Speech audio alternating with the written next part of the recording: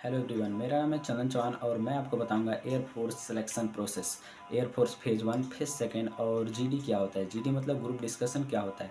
देखिए, phase one का मतलब होता है रिटन एग्जामिनेशन। जैसे ही एयरफोर्स फॉर्म के लिए आप अप्लाई करते हैं तो जो रिटन एग्जामिनेशन होता है, रिटन मतलब जो ऑप्शनल क्वेश्चन होते हैं कंप्यूटर बेस्ड टेस्ट पर, उसी को बोलते हैं रिटन एग्ज़ाम। जैसे ही आप रिटन एग्ज़ाम मतलब फेज़ वन क्लियर कर लेते हैं, कट ऑफ क्लियर कर लेते हैं, तो फेज़ सेकंड के लिए आप एलिजिबल हो जाते हैं और एक एसएमएस आपके ईमेल पर भेज दिया जाता है। आप वहाँ से क्लिक करके डाउनलोड कर सकते हैं अलॉटमेंट लेटर फेज़ सेकंड के लिए, या सीएसबी जो कि एयरफोर्स की ऑफिशियल वेबसाइट है वहाँ पर जाकर आप डाउनलोड कर सकते हैं, या सरकारी रिजल्ट के माध्यम से आप डाउनलोड कर सकते हैं। और जैसे ही डाउनलोड करेंगे तो उस अलॉटमेंट लेटर में लिखा रहेगा कि फेज़ सेकंड ऊपर लिखा रहेगा और फेज़ सेकंड में नीचे आपका एड्रेस लिखा रहेगा कि आपको कहाँ पर इसके लिए रिपोर्ट करना है फेज़ सेकंड के लिए, ठीक है, किस डेट को करना है, ये सब समय में लिखा रहता है। अब लिखने के बाद अब फेज़ सेकंड में होता क्या है, फेज़ सेकंड में आपके होते हैं दो प्रोसेस, एक को बोलते हैं पीएफटी वन और दूसरे को बोलते हैं पीएफटी सेकंड।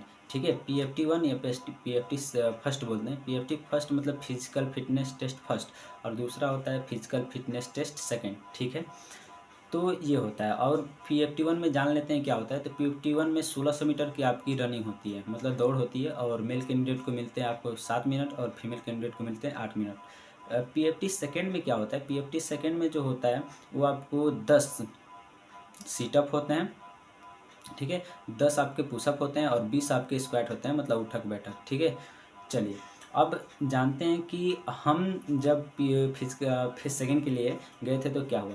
तो जैसे ही आप जाएंगे तो 3 या 4 आपसे फॉर्म भरवाए जाएंगे। 3 या 4 फॉर्म में क्या रहेगा, तो एक फॉर्म रहेगा नो रिस्क सर्टिफिकेट, दूसरा रहता है अंडरटेकिंग, तीसरा रहता है आपका ये एड्रेस से संबंधित, और चौथा रहता है यूनिवर्सिटी से संबंधित, मतलब यूनिवर्सिटी में आपने जो ओरिजिनल डॉक्यूमेंट है वो कहीं जमा कर दिया है। क्योंकि बहुत सारे लोग रहते हैं जो एयरफोर्स का फॉर्म तो अप्लाई किए होते हैं लेकिन ग्रेजुएशन भी करते रहते हैं उसके साथ साथ। तो वो इसके लिए होता है कि हमने यहाँ पर अपना ओरिजिनल डॉक्यूमेंट जमा कर दिया। दूसरा होता है आपका अंडरटेकिंग। अंडरटेकिंग मतलब आप माता पिता की सहमति से आए हैं, कुछ होगा तो उसके जिम्मेदार वो होंगे, मतलब इसमें जो ऑफिसर है वो नहीं होगा। तीसरा होता है no risk certificate. No risk certificate वही होता है, इसमें भी वही लिखा होता है कि अगर एयरफोर्स फेज सेकेंड के दौरान अगर इस आपके बच्चे को कुछ हो जाता है तो इसका जिम्मेदार जो है भारत सरकार या एयरफोर्स का कोई भी ऑफिसर नहीं होगा। ठीक है, और एक होता है एड्रेस संबंधित। एड्रेस में ये होता है कि आप कहाँ से आए हैं, वही व्यक्ति हैं कि नहीं, एड्रेस होता है। ठीक है, और उसके बाद बायोमेट्रिक होता है। बायोमेट्रिक होने के बाद 10 और 12 का सर्टिफिकेट होता है, इसको मिलाया जाता है। रोल नंबर सब मिलाते हैं, और उसके बाद आपको मिलते हैं चेस्ट नंबर। चेस्ट नंबर क्या होता है, चेस्ट नंबर का मतलब होता है कि एक कपड़ा होता है और कपड़ा के ऊपर नंबर लिखा होता है, उसी को बोलते हैं चेस्ट नंबर। ठीक है, तो सभी लोग चेस्ट नंबर मिलता है और सभी लोग बांध लेते हैं, और बांधने के बाद ले जाया जाता है सबको जो रन में ट्रिक होता है, मतलब जिस पर दौड़ होती है उस वहाँ पर ले जाया जाता है। तो कहीं कहीं तो रोड पर दौड़ाया जाता है पिच उस पर, और कहीं कहीं एयरफोर्स एरोप्लेन का जो ट्रिक होता है उसी पर दौड़ा देते हैं। तो हम लोगों का जो ये हुआ था प्रोसेस फेज सेकेंड, ये हुआ था बैरकपुर में। बैरकपुर में एक जगह है पलटा, पलटा एयरफोर्स स्टेशन, वहीं पर हुआ था। तो एयरफोर्स का जो एरोप्लेन का जो ट्रिक था उसी पर हम लोगों की दौड़ हुई थी। तो जैसे ही गए तो 80-80 लोगों का ग्रुप बना, एक में 80 थे और एक में 83 थे, मतलब 3 लोग अधिक थे तो दूसरा ग्रुप 83 का बना। और जैसे ही पीएफटी वन हुआ, मतलब रनिंग हुई, तो उसमें हम लोगों के ग्रुप से बस एक लड़का आउट हुआ, मतलब वो नहीं दौड़ पा रहा। और दूसरा जो ग्रुप था उससे 5 लड़के आउट हुए थे। ठीक है, तो उसके बाद पीएफटी सेकंड, मतलब जिसमें पुशअप होता है, सीटअप होता है और स्क्वाट होता है, वो हुआ। और ये होने से पहले जो पीटीओ होगा, फिजिकल ट्रेनिंग ऑफिसर, वो करके दिखाएगा कि कैसे करेंगे तो रॉन्ग कहा जाएगा और कैसे कहेंगे तो राइट कहा जाएगा। ठीक है, मतलब कैसे कहेंगे तो आउट कर दिया जाएगा, आप मतलब करेंगे तो गलती होगी तो आउट कर दिया जाएगा।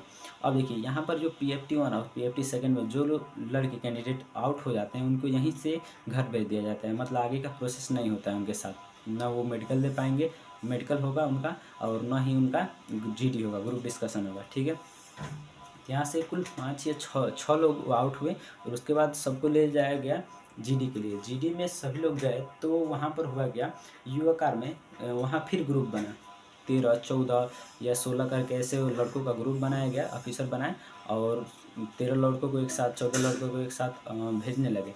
और तो सबको बारी बारी से भेजा जा रहा था, मतलब 13 लोगों को एक साथ, फिर 14 लोगों को एक साथ, ऐसे करके। तो हम लोगों का जो ग्रुप था वो 13 लोगों का था। जैसे गए तो वहाँ यू आकार में सबको बैठाया गया और यू आकार, यू का जिधर मुंह खुलता है उधर ऑफिसर, 2 ऑफिसर बैठे थे। कभी कभी 2 होते हैं, कहीं दूसरे दूसरे सेंटर पर, मतलब 3 4 1 भी हो सकता है। तो बैठे थे और बैठने के बाद पहले जो होता था ऑफिसर, मतलब जीडी जो होता था वो होता था कि ऑफिसर एक सीट लेता था और उस पर टॉपिक जो होता था उसको लिखा होता था, और लिखा जो होता था उसको पढ़ के सुना देता था और उसको फिर लड़के लिखते थे और उसी को बोलना होता था जीडी में, ठीक है। लेकिन इस बार से जो प्रोसेस है ये बदल दिया गया। इस बार प्रोसेस हुआ गया कि रिकॉर्डिंग 3 या 4 मिनट की रिकॉर्डिंग होती है, उसको स्पीकर की सहायता से बजा दिया जाता है, ठीक है। और उसको आप सुनेंगे, सुनने के बाद रफ सीट और एक सब सीट मिलेंगे, 2 कागज़ मिलेंगे। एक पर लिखा रहेगा रफ सीट और दूसरे पर लिखा रहेगा सब सीट। सब सीट की जगह लिखा होता है फाइनल टेक्स्ट, मतलब आपको अंतिम जो भी इस पर शब्द लिखने हैं इसी पर लिखिए, ठीक है। उसी को बोलते हैं सब सीट। और उसके नीचे 2 लाइन खींची रहेंगी, उस लाइनों के बीच में लिखिए। अगर ज़्यादा आप जानते हैं उसके बारे में तो पीछे भी लिख सकते हैं।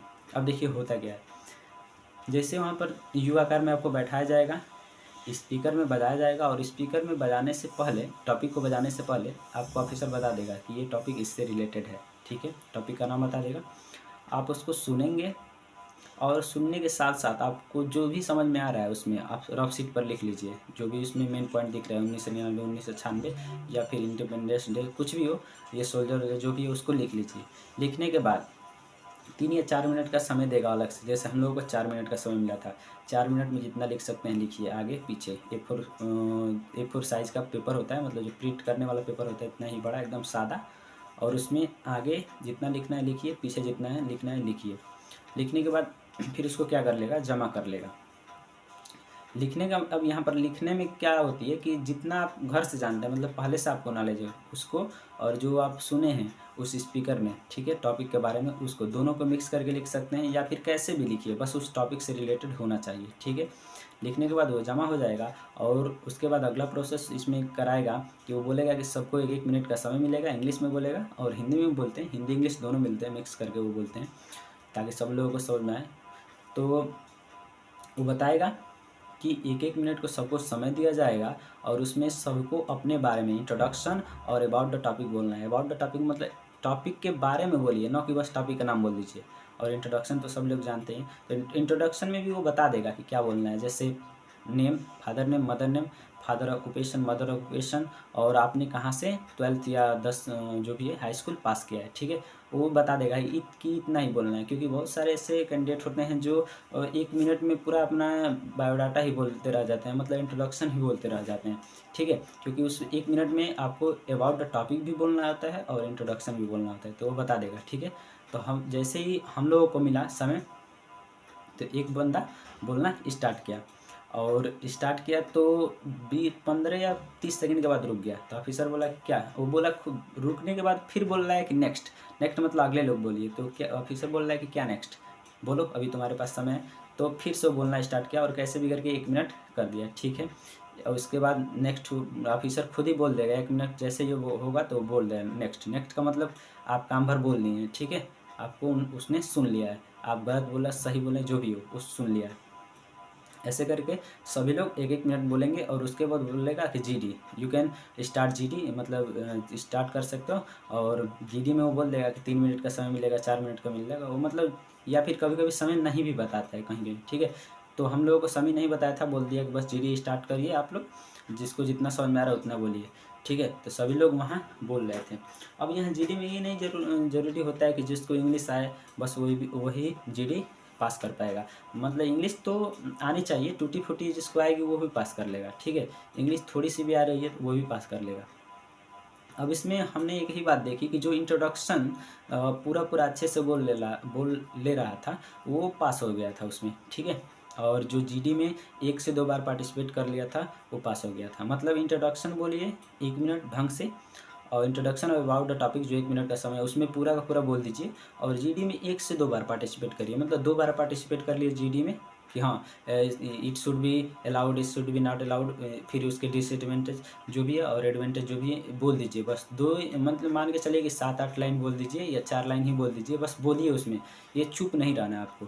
जैसे ही बोल देंगे और इंट्रोडक्शन अबाउट द टॉपिक बोले रहेंगे अफेक्टिवली, तो आपका यहाँ पर सिलेक्शन हो जाएगा, मतलब सिलेक्शन मतलब जीडी आप पास कर जाएंगे। जैसे जीडी पास कर लेंगे तो आपको हाल में फिर से पास कर लिए नहीं कर लिए अभी यहीं की बात है, आपको यहाँ से उठाया जाएगा और हाल में ले जाकर बैठा देते हैं और 3 या 4 घंटे के बाद रिजल्ट आता है कि किसका हुआ, जीडी पास हुआ, कौन आउट हुआ।